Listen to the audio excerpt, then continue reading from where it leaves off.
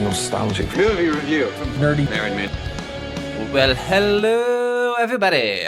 Hello, welcome back to new nostalgic movie reviews. I'm David. And I'm Steven. Today we are looking at Spider-Man Across the Spiderverse. This is a 2023 film, PG, and it's 2 hours and 20 minutes.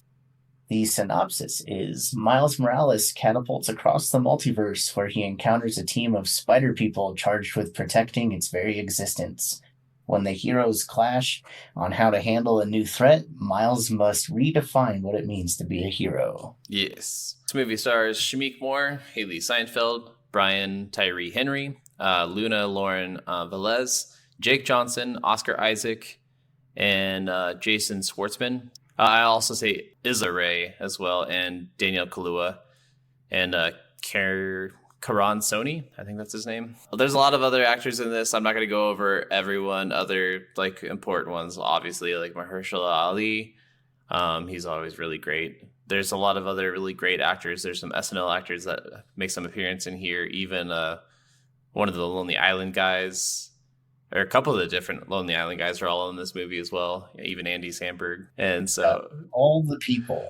Yeah, it's a huge cast. So it's a lot of cast to go over, but that's the main ones. This movie just killed it again. I think one of the first things to mention about this movie is just how absolutely beautiful the art styles are within this movie. There's so many style within each character and world, and like so much coolness. Like everyone has a fully fleshed out character design, and all the main characters are just so compelling. But it's extremely beautiful movie. Well, and this one really tries to make it not just a Miles story, but also makes it a kind of 50-50 split between a Gwen Stacy story and the Miles story. And it starts out and ends more with it being about Gwen Stacy, but it's like a kind of a mixture of both of their lives and how both of their lives have been so different. And they're like the only spider people that aren't a Peter. Yeah, it really is interesting kind of watching their stories, how they're both so similar yet so different. Mm-hmm. But I love the amount of detail put into every universe. There's so many really cool like Easter eggs and just detail in the background that works so well with the style of this movie, and it makes it really rewatchable so that you can just catch every detail and absorb it. Oh yeah, the amount of things in this and the amount of tiny details in this, and just even like the homages to other movies and everything that they do, getting similar actors. Like I think at this point, J.K. Simmons playing James Jonah Jameson as almost every version of James Jonah Jameson we've ever seen in any MCU or Sony-verse movies, that he's pretty much just a Nexus being at this point. Like in the Lego universe, they use the audio clips from Spider-Man 2 with Tobey Maguire, and J.K. Simmons voiced James Jonah Jameson for one of the other James Jonah Jamesons in this movie. And I'm like, it's just, he's just a Nexus being at this point. He's always the same. Which is perfect for him. He's the best JJ. Yes, he is. I will warn everyone. I did say that, the movie is very beautiful and fun to look at. But if you are at all like photo light sensitive or anything, just be careful, because you could become very overwhelmed by the animation very quickly. Like even I was like, wow, like there's so much going on that you could just start feeling that sense. Just like in the first one, there's a lot of frame rate manipulation per character and stuff too. Because in the first one, we started out with Miles being filmed at 12 frames per second, while the rest of the film is 24 frames per second. And progressively throughout the movie, he raises up to 24 frames per second. We still have times where he's at 12 and times that he's at 24 in this movie. And then we have character Spider-Punk or Obi that actually is framed at 6 frames per second. And that's why like everything he does is all about striking a pose. Everything is so much more. He tries to show Miles that there's other ways to be a Spider-Man in this verse. You don't have to be like every other Spider-Man.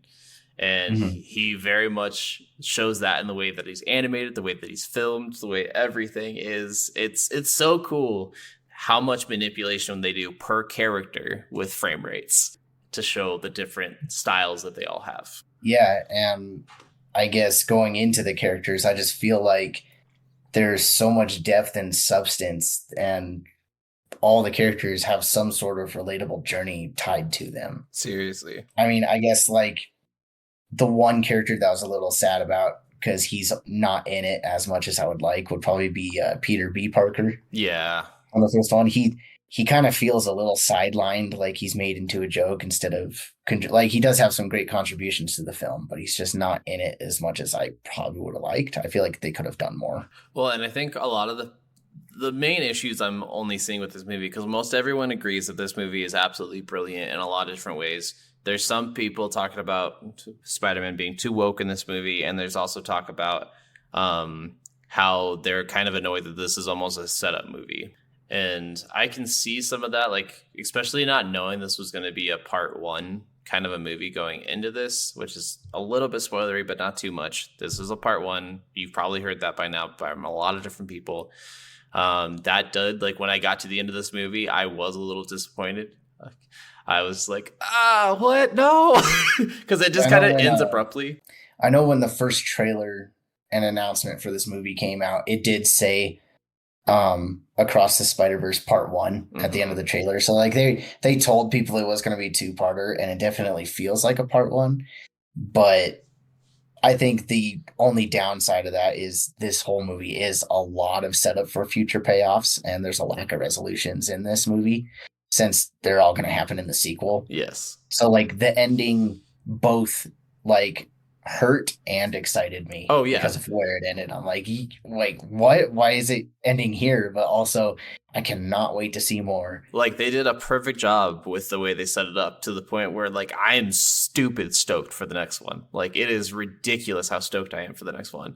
But it was like that kind of thing where it's just like, oh no, I want the answers now. Damn it, no. Yeah, I do know, like, once both movies come out, it's going to be really hard to watch this movie without just going right into the third one. So for sure. I'm really excited to see where that happens, or like where it goes. Yeah. I guess, what do you rate this movie before we get into our next segments and stuff? Must watch, must buy. I feel like this movie just works so well. And with a lot of movies in recent years dealing with like multiversal travel and stuff like that, I feel like this movie works better than probably most of them that are out recently. So I just think it does it so well, and it makes more sense. But all around, this movie is worth buying and worth watching. I think this movie, I also agree, this movie is a must buy, must watch. I'm going to watch this so many times. It's ridiculous. This movie for me makes every other Spider-Man movie amazing. Like it literally changes the way I look at every Spider-Man movie from now on. And it is crazy that after having Spider-Man No Way Home, we get another Spider-Man movie that topples multiverse so extremely well that also, like, it just changes everything, because everyone changed their ideas on Andrew Garfield after No Way Home. And now I'm thinking of every Spider-Man movie in a whole new light after this movie because of the way they set up canon events. It's so beautiful. It's very beautiful. So yeah, I guess go on to what we're watching next week. Yeah. So next week we're looking at Steven's pick. It's Nope, the Jordan Peele film. So check it out. Yes. Also, I wanted to go over like some other things that I watched this week. So just kind of give just some random stuff. I did go check out that new rom-com with Jennifer Lawrence, No Hard Feelings. I went and saw that with my wife for our anniversary, actually. That movie actually was surprisingly really, really funny, really good. I think it's subverts your expectations for rom-coms. It's a little bit different than a normal rom-com, and it is a little bit more risque material. It's a rated R rom-com that just don't happen very often, and most of the ones that do are deemed a lot better than most of the other ones because they just feel more real. They're a lot more real life dialogue, a lot more real life situations. It's a really weird, fun movie. The other one I want to talk about is my wife recently just watched all of the Chucky franchise again, just to get back into it before the show came out on Peacock, which I think the second season just came out. And we watched that first episode, and it's pretty great. I love that they brought the original voice actor, Brad Dorif, I think is his name, something like that. But really, really incredible, really good pacing. I didn't know how Chucky would do as a TV series, but I previously loved the Scream TV series, so I figured I'd give this one a shot too, and loving it a lot so far. Let us know if you watched any of those or whatever. And yeah, let's go ahead and get back into Spider-Man. Yeah, time for the spoiler territory. So this movie starts out actually in Gwen Stacy's world and opens up with a dialogue of her recapping the last movie / kind of going over what she's been going through while she is also doing this awesome drum solo. Oh yeah. And I love that that drum solo comes back later in the movie too. Yeah, it's odd. It starts off slower, and as she's going through this drum solo, it just becomes more complex and more, I guess, intense. Mm-hmm. Like you just feel that like pressure rising as she's drumming. It's really well done. Oh yeah. A lot of this opening stuff with Gwen is really kind of like just really heartening, and there's a lot of like crazy stuff that goes on. It's showing a lot of things with her version of Peter and stuff, and it shows him like in a lizard costume, like they're all sitting down for like a Halloween dinner or something, and then later showing that he turns into the lizard in this universe, and Ned is the bully in this universe to Peter instead of him being his best friend, like he has been in other previous comic books where Ned was the bully instead of Flash Thompson. And yeah, it does a lot of different things. It shows a lot of different scenarios, and like I never thought about Peter becoming the lizard, and like that was actually like really cool touch for me. Yeah, it was really heartening in watching, you know, how this is an event where she lost someone very close to her. And then it goes into how now her dad is the chief of police, and he is hunting down Spider-Woman, trying to figure out who she is and bring her in for justice because he's convinced that she killed Peter Parker. Yeah, because when she did take Peter out in the fight, he turned back or when she took out Lizard, he turned back into Peter, and she is devastated so much just by even that fact because they were best friends.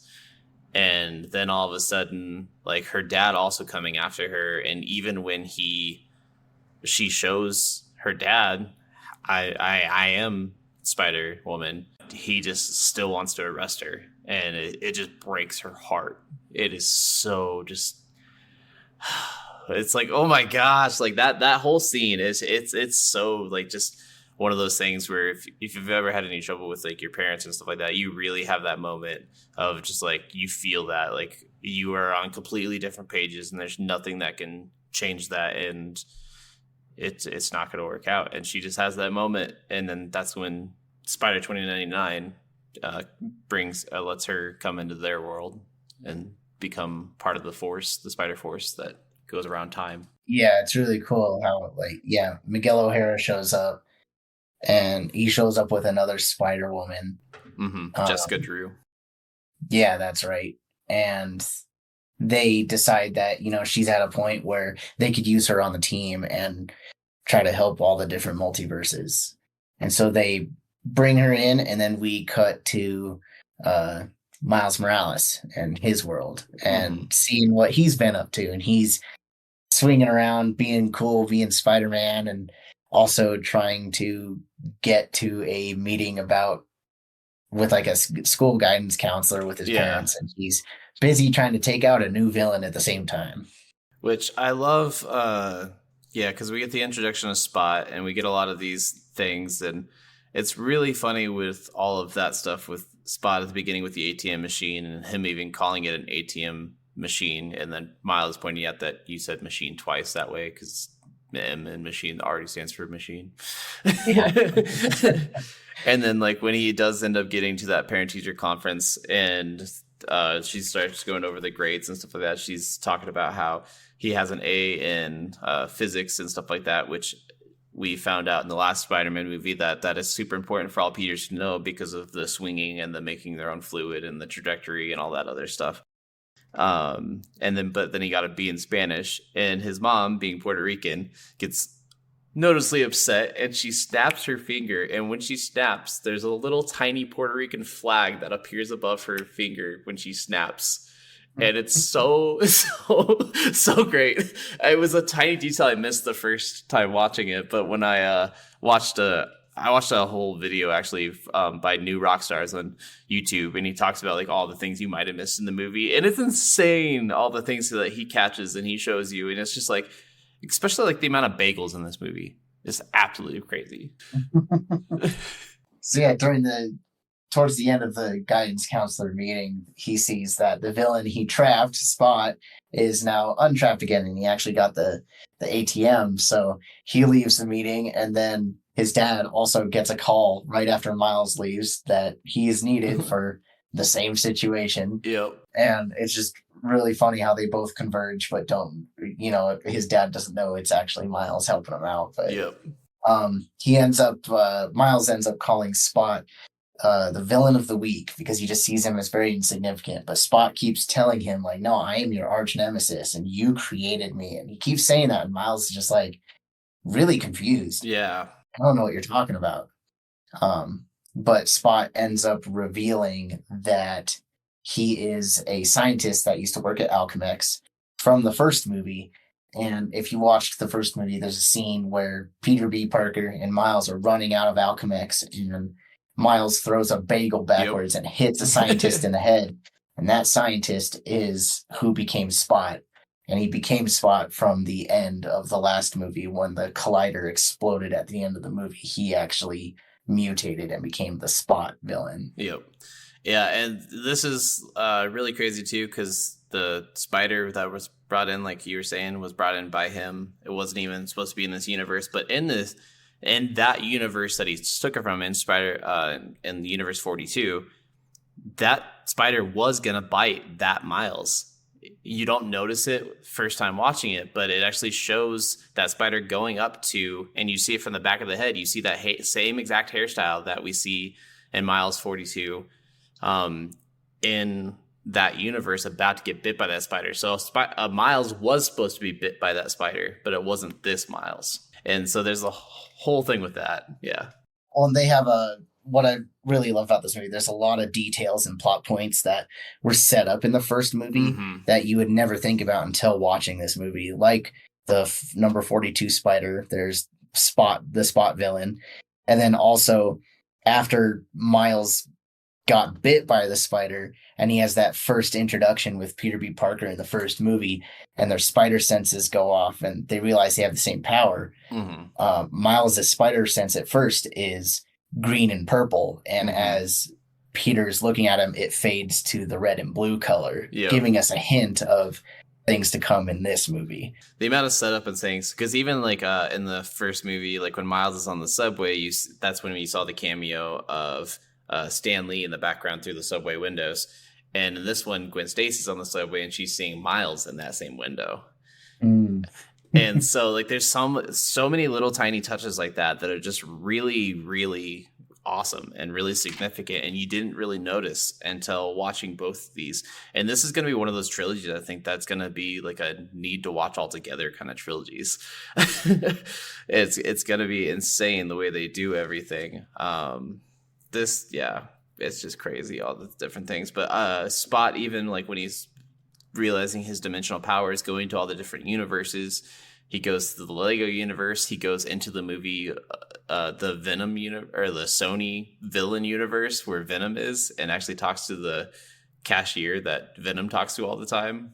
And she doesn't even seem to be fazed by it. Like, more people with powers. Right. And that Lego world I wanted to bring up especially because this was a 14-year-old kid who designed this Lego scene. And he animated it. Yeah, it's incredible. He actually recreated the trailer for the Spiderverse movie in Lego, and the creators of this movie found it on YouTube and loved it so much that they actually, pretty late into the making of this movie, added this into the movie because of how much they loved it, and they actually had to make sure it was okay to get everything, and like the kid was actually on spring break during the time they asked him, so he actually did it in like a week or a week and a half or something like that. It's absolutely insane. The kid that animated that Lego scene is so talented. Like he's gonna have a great future in Oh, animation. At least seriously. I hope he does. He deserves it. I hope so too. And seeing what he did, I was like, man, your video editing skills at 14 are insane. And just to be in a movie this big is huge. Mhm. And I love that the creators brought someone like him into this because it's just so cool.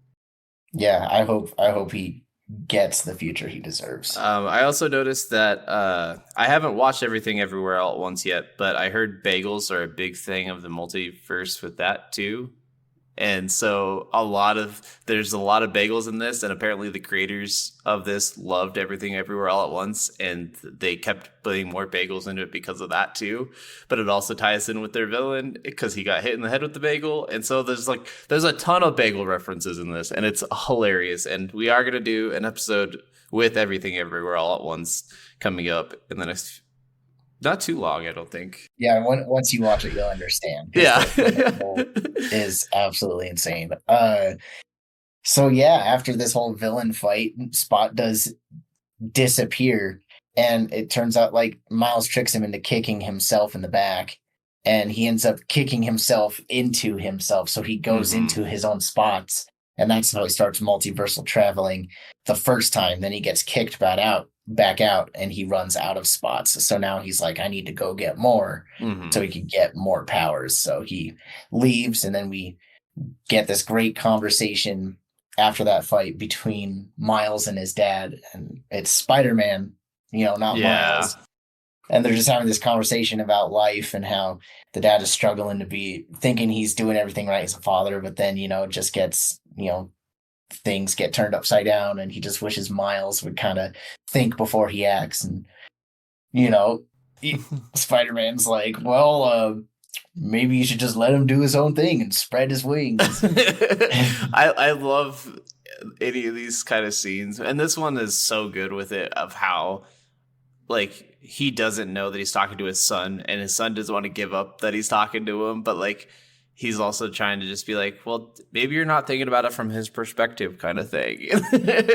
Maybe you just have to let him do his thing, and it's going to be different than what you want. And it's such a cool and an interesting scene, and a really like good father-son dynamic. So then that scene ends, and it cuts to later that night how his dad is going to be inducted into the chief of police.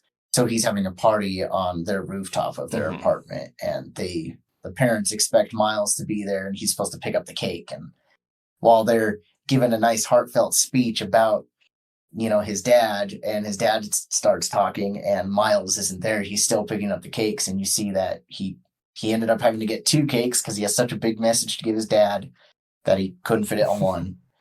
And as he's trying to get home, he keeps getting stopped by Spider-Man related duties. Yeah. He eventually gets home after the speech, and right at the end of the speech, before Miles shows up, his dad mentions, Miles, I love you, and this is for you, and I do a lot of this for you.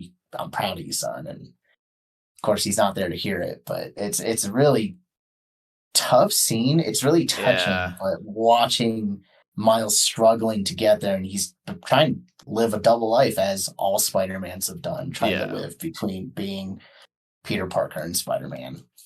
Yeah, and the scene's like really hard because like the dad just keeps really like, Miles, and everyone at the party is just being quiet, and everyone's just like looking around, and it's one of those like really awkward moments at a party where it's just like everyone's like just waiting on this one person to be there, and Miles didn't even necessarily know his dad was going to make this speech, so it's kind of one of those things where if he was late normally, it wouldn't have been probably that big of a deal, but now because he's trying to give this awesome speech and after having this talk with Spider-Man and realizing like I really do love him and I wanted to make sure he knows like I do most of the things I do for him, he's just not there. And it's one of those things where it's like they get really disappointed, and they're just like, oh my God, we're just waiting around, and now you show up and the cakes are all messed up and you have no explanation. And yeah, just like now I'm just frustrated as hell.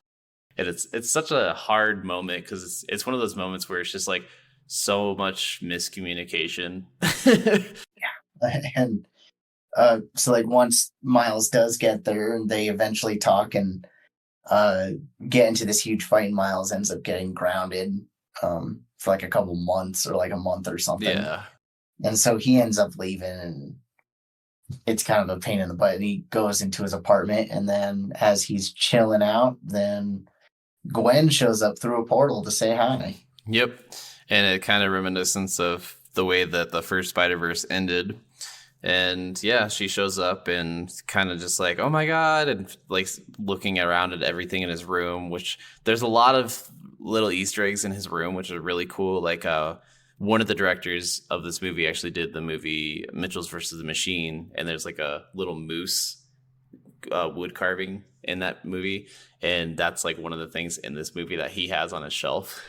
And I thought that was really cool, kind of like a touch, and just a bunch of other ones. But then she sees all of his drawings of her that he had made and making all these comments like, wow, you drew all she's this? like, this your art book? And shows a bunch of stuff at first, and then she starts seeing page after page of like her and some of the other characters from the last movie, but mostly her, and she's like flattered, but also like, this is bizarre. Yeah. And wow, he really has thought of me a lot, and I haven't had the chance to talk to him in a long time. It's been I think it's been like a year and 4 months or something since the last one. Something like that. But to be fair, like he put his thoughts down into art and his drawing, and like we find out that she has most of her time been thinking about Miles as well, but she does it in a different way, usually through musical expression or just her thoughts, not writing or drawing pictures and stuff. So yeah, she kind of goes over with him like all the things that have been kind of happening and how she's part of this like Spider Force, and he's talking about how she should bring him along and they should be able to hang out more and blah blah. And they're swinging around the city, and she's like trying to like test him, and he's like copying everything she's doing. And I don't even know if it's necessarily anything that he's done, like tying the web to his ankle and going completely upside down and stuff like that through buses and doing all these different spider tricks through the air. And he's just like following her every move, and it's a really cool kind of like chase sequence, kind of like guidance sequence, and I really love that shot of all that. It's really cool. Yeah, it's really great. And I think there are times where he doesn't copy her swinging, and you could see how Miles incorporated his own style into basically what Spider-Man is, how he swings, how he acts, how he presents himself. But we get to a point where she disappears, and she ends up putting a camera on the side of this pole watching an apartment, and then reappears with him and has a conversation. And it's just kind of weird how she disappears for a little bit. But then they have a conversation about their home lives and how they're both kind of struggling. And, Miles is contemplating, should I tell my parents who I am? And she's like, don't, it's going to ruin everything. And it's just... It's tough. It's a really tough one because I feel like Miles really does feel like his parents would probably be able to benefit from their knowledge of knowing he's Spider-Man. And he has so many moments where he almost tells them. And then just hearing from another Spider-Man, like how horrible their relationship is with their father now based off of her telling him, which she doesn't tell him the entire situation either. Yeah. Right then. So it's so different, but it really just like makes Miles think like, oh, maybe I shouldn't. I don't know. Like, this is bad. Yeah. And then after their conversation, they end up swinging back over to his dad's party that they were at and changing into, casual clothes and hanging out there. And she meets his parents, and it's kind of awkward. She calls them by their first names, and they're like, well, that's pretty rude. You're going to do that? Okay. Yeah, which I think the only other person who does that is Genki, but it's only because Genki has known Niles like his entire life. Which I love that Genki actually has more lines and stuff in this movie. It's still a really small character, but I love that he's in it. At least having a line. He didn't speak once in the last movie. Yeah, exactly. But yeah, we get this like kind of thing, and everyone, his mom's thinking it might be a new girlfriend, and that's why he's been so weird lately, and just kind of has a one-on-one heart-to-heart talk after that, and it's like, go after her, just go. Like I know that's what you want. I know you're grounded right now, but I feel like you need this. And this is one of the best parenting moments I have seen, like as far as like Miles and his mom, like all of this scene with Miles and his mom and the way she talks to him and the way she like sees what he wants and his intentions, and it's just like, go to her. I know you need to go to her. I love it. He's being understanding and then says, but when you get back, you're still grounded. Exactly. So Miles leaves, and this is where the movie really kicks off. Yes.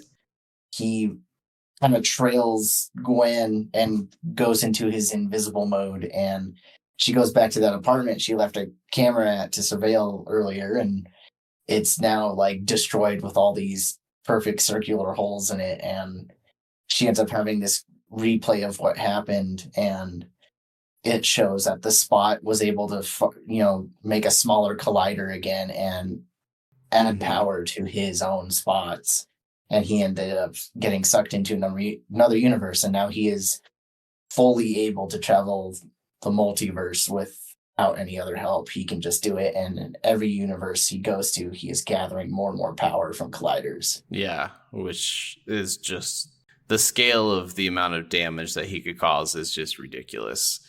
Yeah. So Gwen leaves through her portal to the current world that the Spot has been sighted in, and Miles, standing right behind her, decides to follow her through the portal, but she doesn't know he's there.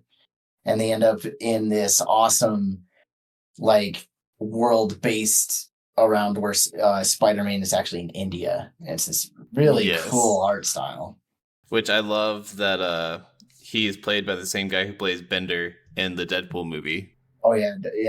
Dopinder. Yeah. Yeah, so that's the Spider-Man of this world. His name is, instead of Peter Parker, it's Paviter Prabhakar. Yeah, it's awesome. I'm totally messed it up, so my bad, but it's really funny how they change things up. And the style of this Spider-Man and the way he uses like his like wristbands as like yo-yo things with his webbing, it's so cool. It is so unique. And the way they did this India, where like New York goes, you're always looking up and it's always about going up, but like in this place it's all about going down.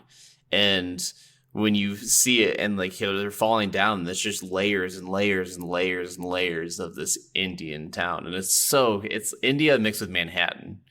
It's Mumbatan, I think it is.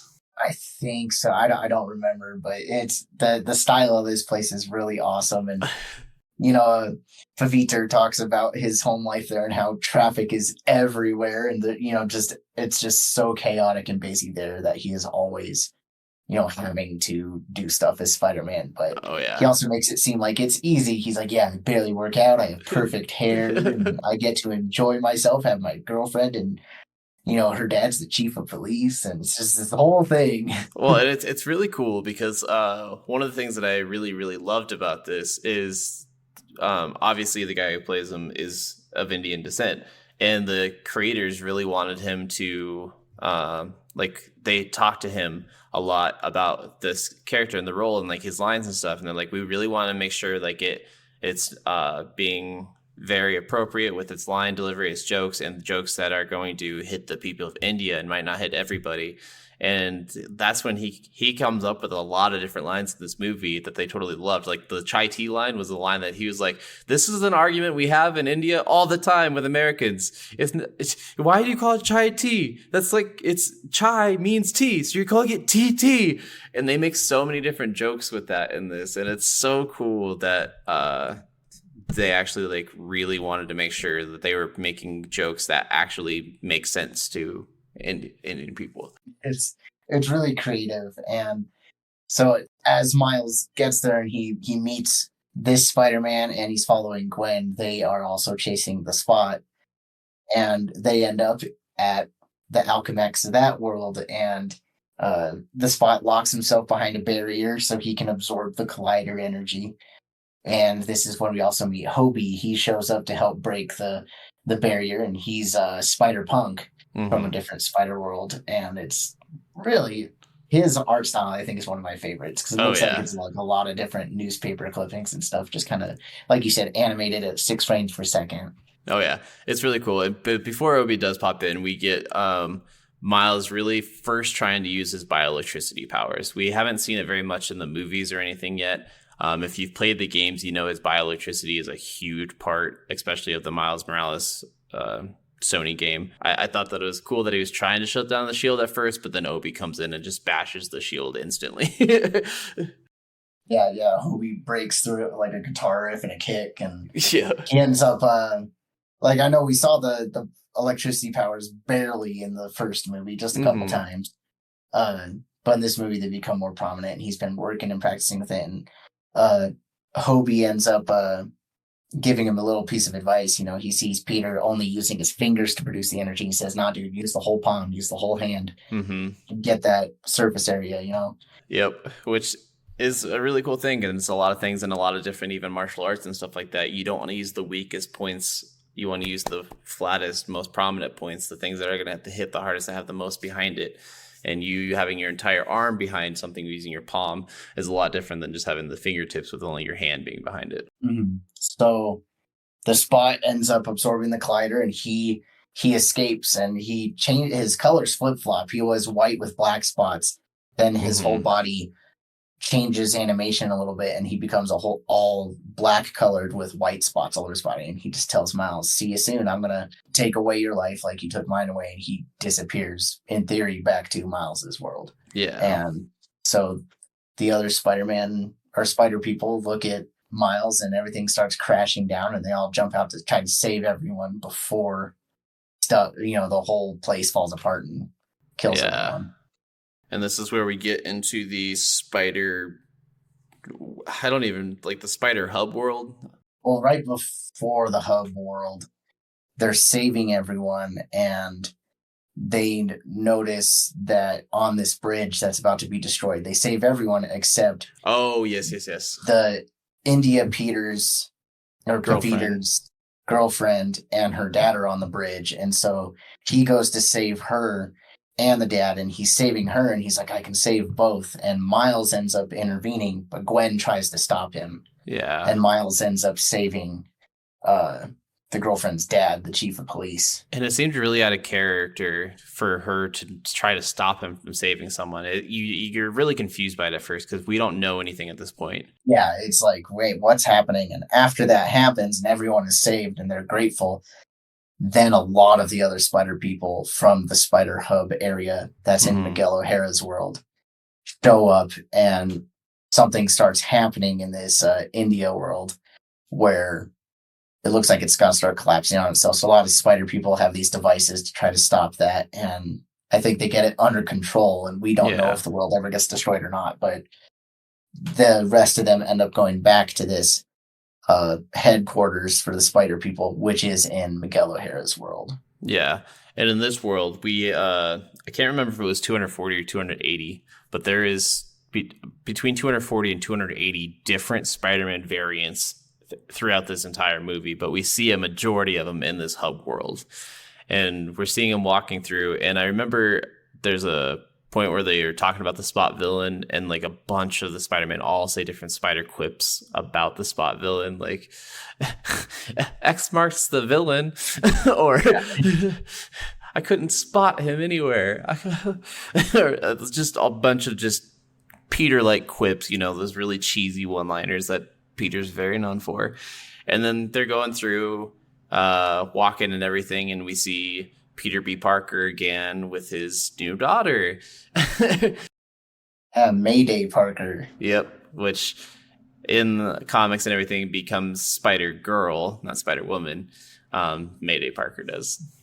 Yeah, and so it's at this point where Miles finally meets Miguel, and he explains to Miles about why he's angry with him and why he shouldn't be here in the first place. And that's because by saving the chief of police in that world, he stopped a canonical event from the, something that was supposed to happen in that world. They call it a canon event in this movie.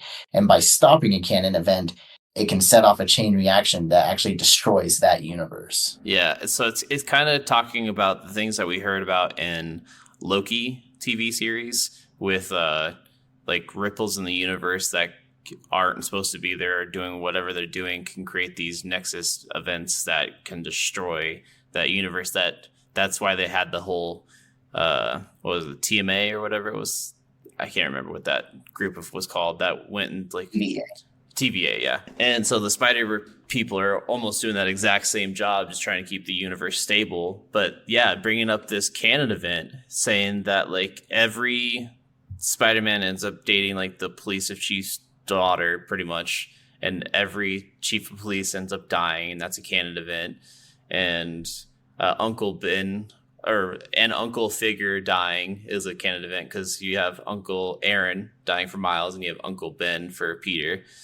And then we have another, like, and going back through all the Spider-Man movies, and this is why I said all Spider-Man movies change after this, because then you realize how many canon events there actually are. Like the canon event of the Spider-Man holding two things together, like of immense weight to save an entire group of people. We got Spider-Man doing that with the train. We got Spider-Man and Spider-Man Homecoming doing that with the ship. We have the Spider-Man lifting part of a building up as a kinetic event. Like, it shows all these variants and actual scenes from the comic books, and then also reinventions of scenes from comic books with other Spider people like Jessica Drew.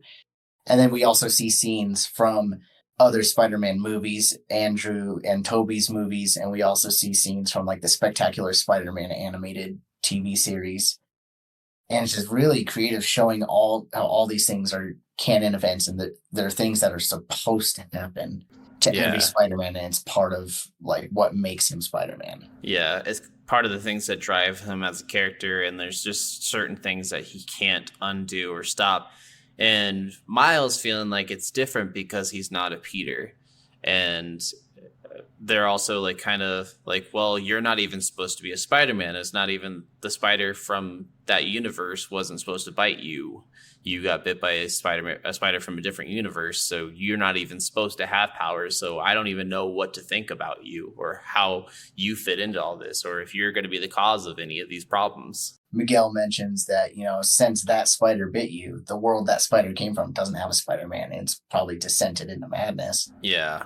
And he also explains what the whole headquarters, the spider team that he's created, is doing, is they're going into worlds, and whenever character from a different world ends up in a different world, they go back to bring them back to their original worlds to put everything back into balance. Mm-hmm. Yeah, it's very unique, and I really love the way they do this, and I just loved it. I honestly think that just made so much more sense than like a lot of the Nexus points and Nexus beings and Nexus this and that.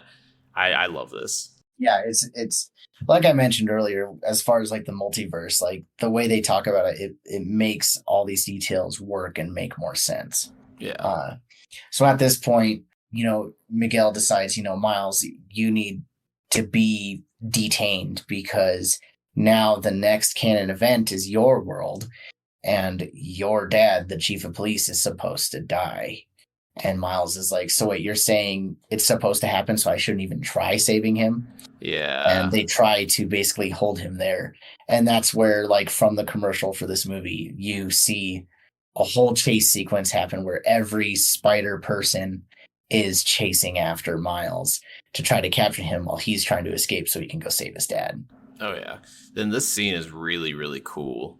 I love everything they do in this and seeing all the different Spider-Men there, but just seeing how chaotic this chase is and how different even Miguel is from a lot of the other Spider-Men, because he's a spider from the future, but he's almost got more vampiric powers and abilities and stuff. Like he can have rescinding claws and stuff that don't even penetrate his suit, because that Peter helped him create a suit that could handle his claws and stuff like that. But he's just so ferocious in the way he approaches everything, and he wants to make sure like the universe doesn't implode. So he's got like all these good intentions, but he almost seems like such a bad guy.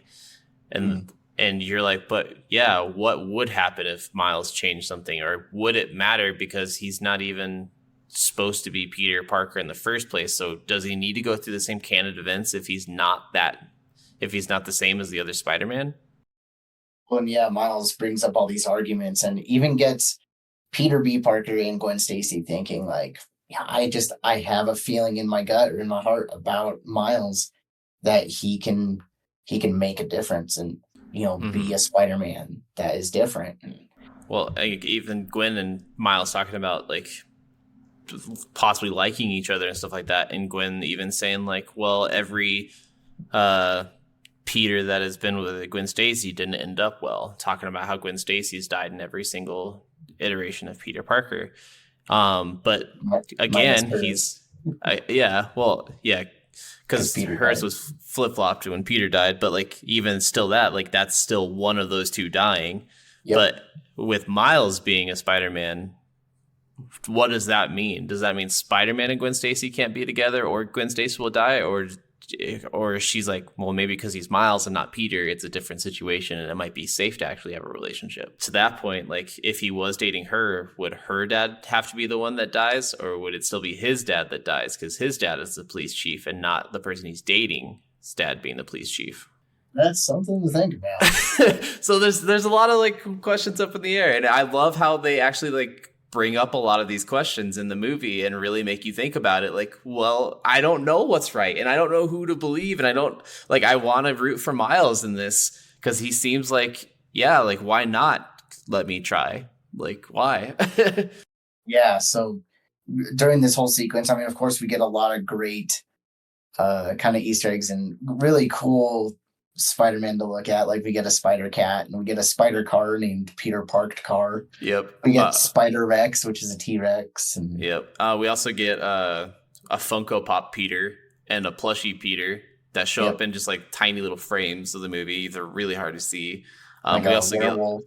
get we get what Spider-Man like Mark 1 through 6, all those different suits. We get all the different like steampunk Spider-Man and all that other stuff. It's really cool.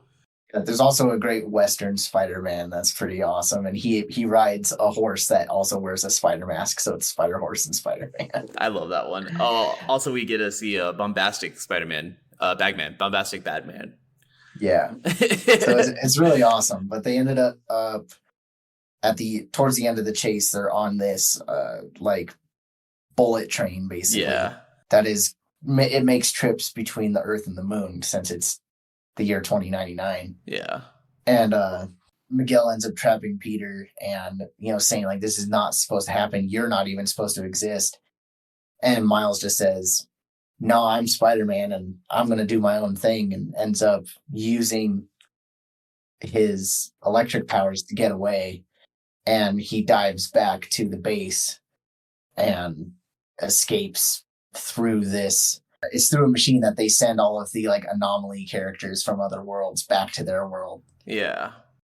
And it checks your DNA. So it checks Miles's DNA and then sends him back to a world, and they just miss him. Yep. And he ends up getting teleported not to his world, but to the world that the spider was originally from, World 42. And this is where we see him like get knocked. I think he gets knocked out pretty much right away. Correct? Like he's swinging around a bit, and then he gets knocked out by Aaron, his uncle. He actually gets to have a conversation with his mom of that world first. Oh yeah, and he actually has a conversation with Uncle Aaron there, because he realizes that in this world, Uncle Aaron lived, and his dad died in that world. Yeah. So then he gets knocked out, and we cut to a few of the other spider people in Miles's world because they think that's where he went, trying to look for Miles. And then we get this amazing scene where it cuts to Gwen Stacy having a conversation with her dad in her world, because she gets kicked out of the Spider Clan. Yeah, because she kind of ended up helping Miles a little bit, and so he's like, "This is all your fault." Miguel really takes it out on her, and it's like, I don't care what happened in your world anymore. Like, you have to go back. I'm done with you. Like, I'm not dealing with you anymore. You're gonna always try to help Miles, and I don't want that to happen. And yeah, that moment that they have, it's a really cool moment too, because throughout the beginning of the movie, like a lot of the scenes with her, like in her room, everything is blue tinted, and then like when he would poke his head in, everything was like really warm and pink colors. And when they finally have that loving hug and embrace, where they actually like kind of like give in to accepting each other in their lives again, the entire room starts to warm up. And the whole room like turns white, all color disappears. And one thing I love about this scene, or a couple things actually, like this conversation between them is just so heartwarming. Yeah. And she has this fight, and the colors throughout the scene of the world are darkening and just changing all around. And she ends up realizing that her dad is about to leave, and she's like, "What? You're gonna go do what you do, be a policeman?" He says, "No, I quit just now." He's like, Mm-hmm. "I'm not chief anymore because I just can't go after you." And Yeah. she gets this look on her face, and I know I thought in the theater, I'm like, "Oh well, if he's not chief of police anymore, then he's not gonna Exactly. die." Exactly. Um, That's exactly what I thought. but yeah, so they embrace, and all the color fades and goes to white. And I really like the style of her world because I saw this interview about the color changing between the director and Haley Steinfeld. And the director said that the Gwen's world, the art is supposed to be imitating and acting like a mood ring. So it Yes. changes colors with Gwen's mood.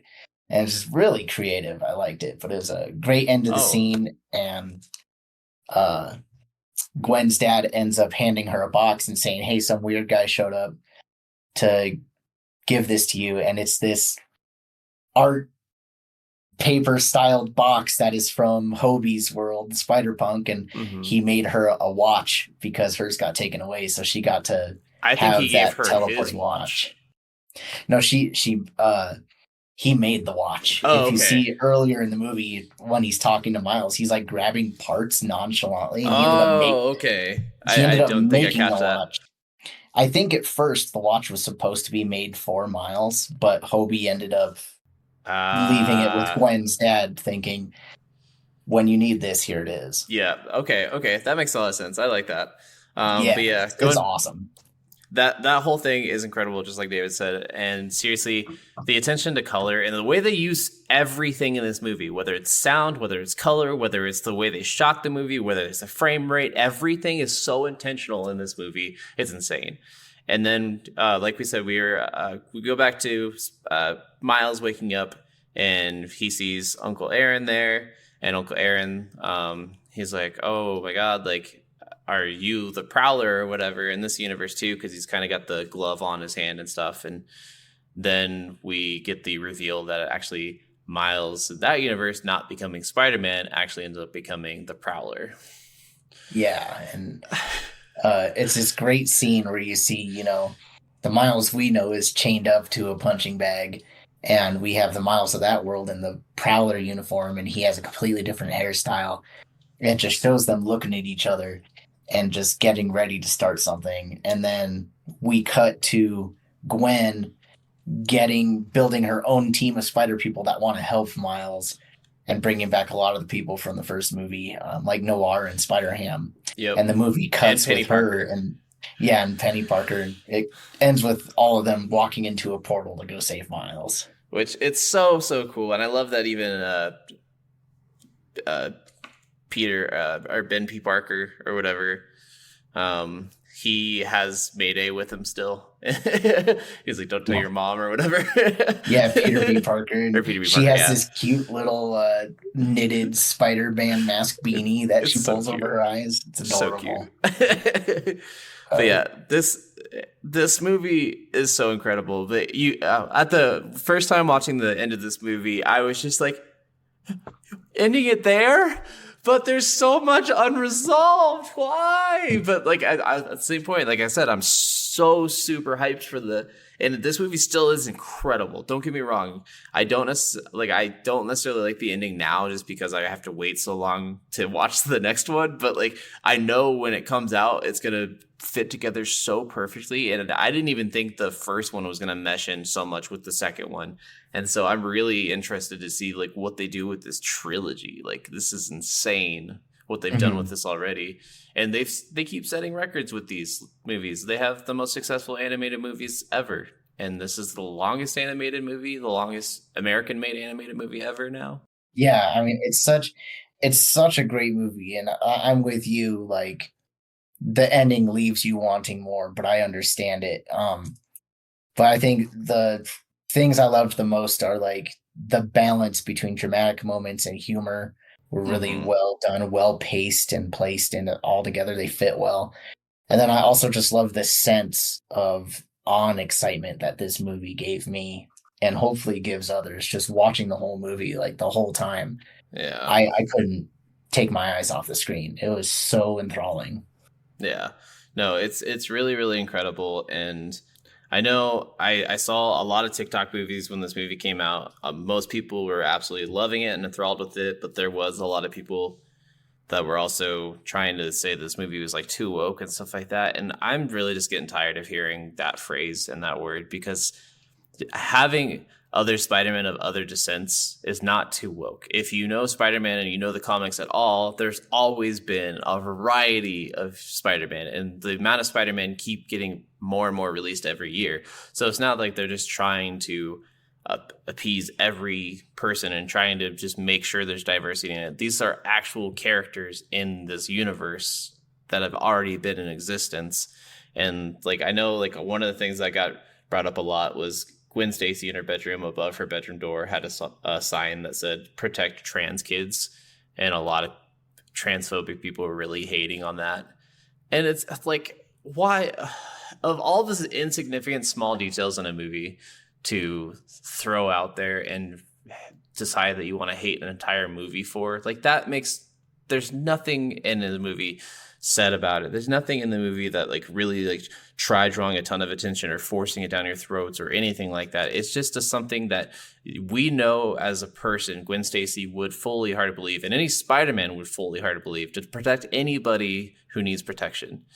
And that community needs protection. And the amount of hate that community gets is just absolutely ridiculous. And I'm just tired of hearing it. Like, it's just so frustrating that the tiniest sign in a person's bedroom can make people hate this movie. It's so dumb. Sorry for spending so long on that, but I just, it's something that's frustrated me for a while, and I just wanted to mention that. Just get over yourself. If you don't like that, then don't like it. You don't need to tell everybody about it. I'm not forcing you to accept everybody in your life. I'm not.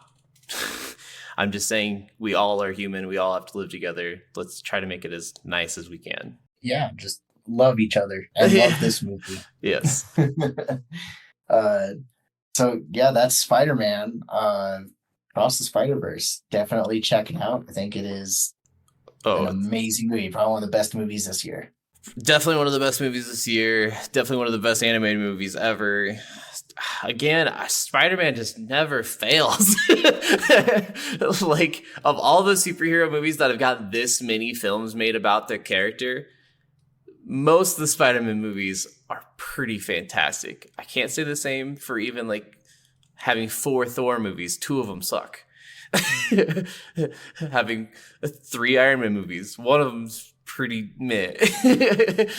Like, you can't really say that for a lot of the Spider-Man movies, and it's kind of funny. But moving on with this, like we brought up a few weeks ago, we wanted to go things that pair well with this. So any like double feature ideas that we might have.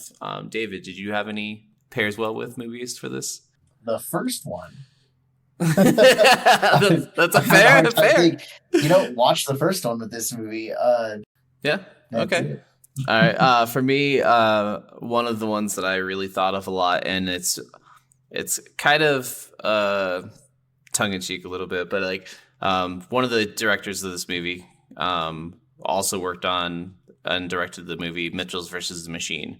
This is a movie that came out in 2019. Was very much under the radar. I think it was released on Netflix, and a lot of people who watched it absolutely loved it. It's a really beloved and really amazing animated movie. Like, this is one of my favorite animated movies of all time, Mitchell's versus the Machine. And watching these movies, like, they both use their art style so perfectly, with it being an animated medium, that I haven't seen any other director be able to do. The way they use color and the way they use songs and sound and everything in this movie matches the kind of vibes that you get from the Spider-Verse movies. It's definitely not as crazy of a spectacle as the Spider-Verse movies are, and a lot less like light sensitivity stuff, and it's a lot more grounded for children and families. But it has a lot of that same family messages, and a lot of, because even in that one, the main character, it doesn't tell you till the end of the movie, but she is a lesbian and she is moving on to go to college to go to a film school, and her family takes this road trip to go to her school, but her dad doesn't really understand why she likes being behind the camera so much, and they have a lot of miscommunication and a lot of family drama with that. And so there's a lot of even the same beats of families not understanding each other that I really think that Mitchell's and the Machine encapsulates very well. So sorry to go on a little bit long there, but I think that would be a really perfect pairing for this movie. Yeah, so that's Spider-Man Across the Spiderverse. Next week, again, reminder, we are looking at Nope. Yes. Can't wait. Jordan Peele does it again. All right. See you guys later then. Bye.